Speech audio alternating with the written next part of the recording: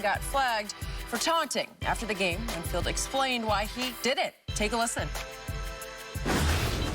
The taunting, man, it's something I just had to do. When we played him earlier, you know, Hill went off on us. He backflipped in front of my face, gave me the peace sign. So it was only right that I gave him the peace sign right back to him. At this moment, it felt amazing to be able to do that. Not even gonna lie. Oh, I'm so happy for him. Skip, did you have a problem with Winfield getting a taunting penalty here?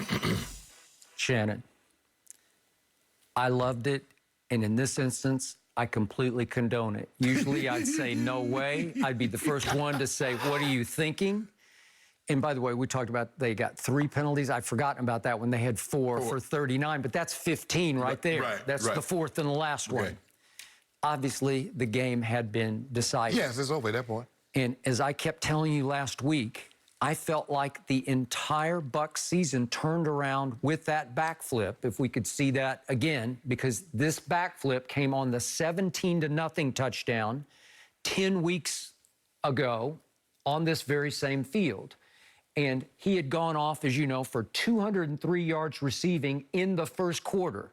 Impossibly great. And last night, they got even with him. They held him to 0 receiving yards in the first quarter last night. He got a few here and there later in the game. Hey, nothing that mattered. Empty calorie yards, Skip. You know I don't count those. So, to me, if you trace back to the backflip, their whole season changed because over the last 3 quarters of that game, 10 weeks ago, on that same field, November 29th, on Thanksgiving weekend, Tom Brady threw for 313 in the last 3 quarters. You can say they're empty calorie garbage yards, but he got them all the way back to 27-24. And if the defense had gotten him the ball back, I believe he would have won that game because he was on fire in the 4th quarter with a 75-yard touchdown drive and a 73-yard touchdown drive. The defense fell back slowly but surely into cover 2, and they started saying, nope, we're not going to come after him anymore. We're just going to play the pass.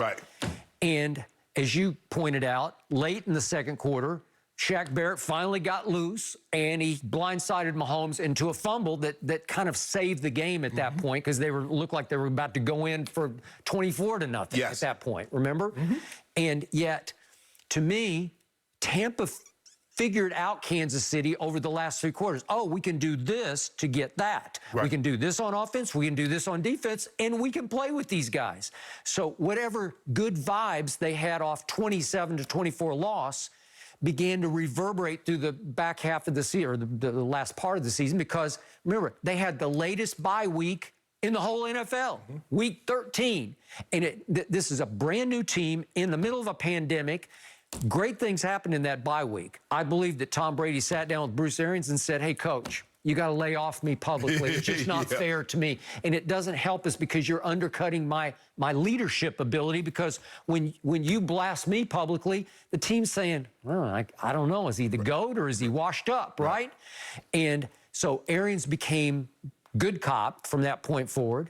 And then from that moment on, from the backflip on, they played nothing but great football because they won out. They won all the rest of their games. Skip, for me, I didn't have a problem with it either, and you know it's coming. You know it's coming. So if you play somebody in the regular season and you play them again in the playoffs, if you beat them in the regular season, whatever you said in your press conference, whatever you've done, Skip, remember last year when Tennessee beat Baltimore? What did the guy get up there and do? The Mark Ingram thing. Big trust, the guy that's coming to the stage, D. Henry, King Henry. If you got a problem, the best running back in football, you got a problem with that, come see me. So you know that's coming, Skip. I wanted to tell Tyreek, when he did what I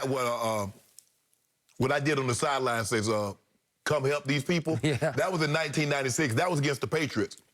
We lost in the divisional round to Jacksonville. You should have let him know that. That was the very year. It was too late, Skip. He had already done it. So when did your phone call come? That happened in the regular season. At what point? Probably like week 7, week 8 in New England. Somewhere mid-season at New England. Kind of like that. Okay, and you said on your phone call what? I said, we need, the Patriots need Mr. President, can you see in the National Guard?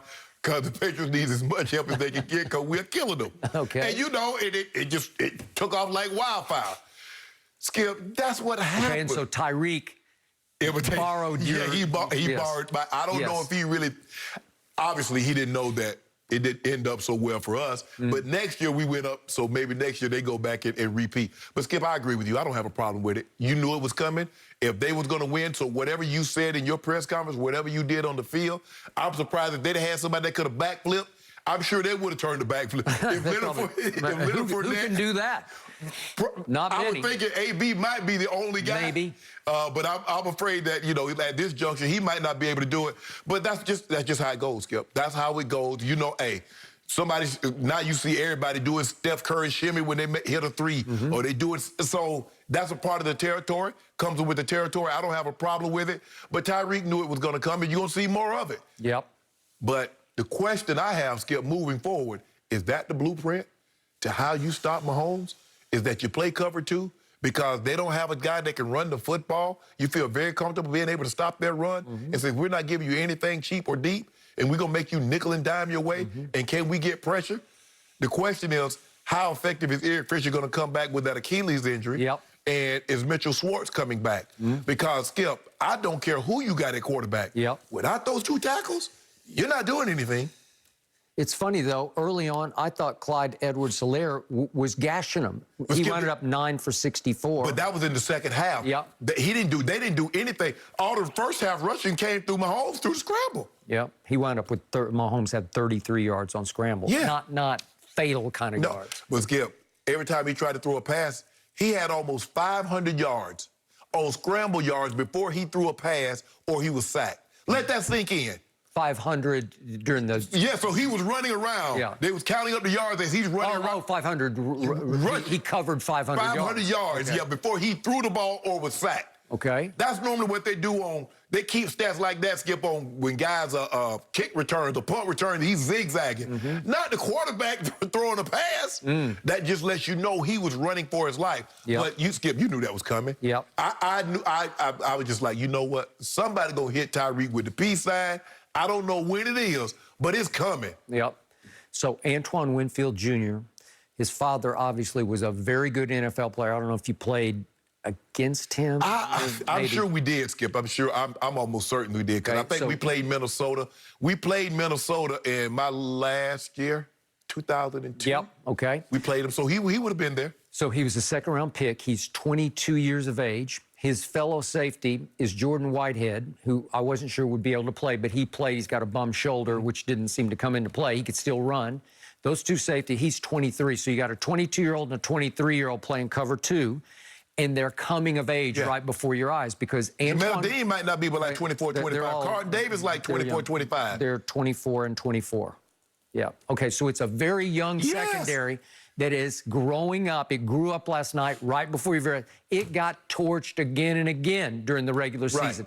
All the way up to the game at Atlanta coming out of the bye. In the first half, Matt Ryan threw for 239 in the first half. They might be a situation, Skip, where they might be systems guys. I would be very careful of those guys signing them, giving them big money in free agency. Because if I don't have pressure, if I can't get immense pressure, can they hold up on the back end like that without JPP and Shaq? Okay, but everybody said on the defense that Antoine Winfield Jr. just took it over and became the quarterback of the defense and the leader of the defense. He's sudden. He makes big hits. He makes plays. He's always in position.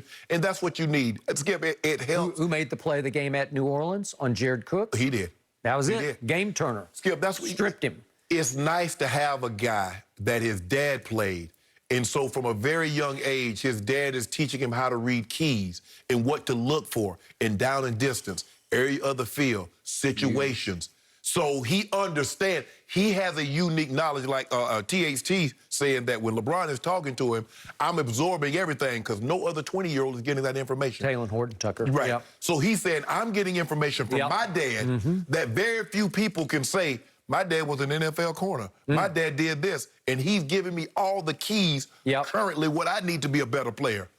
Which is why I don't have any issue with him getting a taunting foul because it was well-timed and message was resent to the game was Tyreek. already over. It wasn't like it was...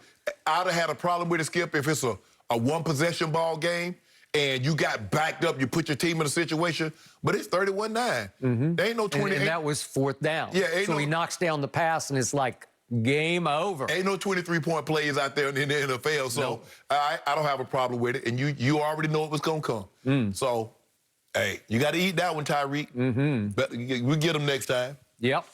Well, will there be a next time? Oh, they're going to be back. Oh, they'll be back. They'll be back. Tampa Bay's going to be back, Maybe but back. No, I don't know. Back. NC's got a long mountain to climb here. They just need to make sure them tackles are back. But they need to get a defense. They need to get somebody to go opposite of Chris Jones. Okay. All right. Well, they were.